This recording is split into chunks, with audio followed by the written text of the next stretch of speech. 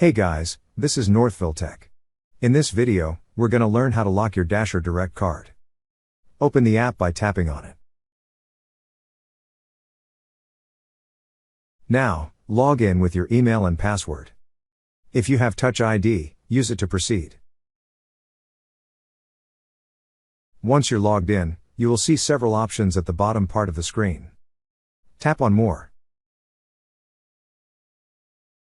On this screen, you will see an option for Manage Card. Tap on Manage Card. Under Manage Card, you will see a section for Lock Card. Beside it is a toggle button. Toggle to lock. That's how you lock your Dasher Direct card.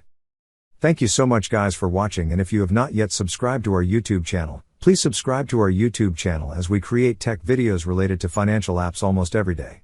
Also check out our website northvilletech.com for great tech articles, and our recommended resources in the description below for various sign-up bonuses.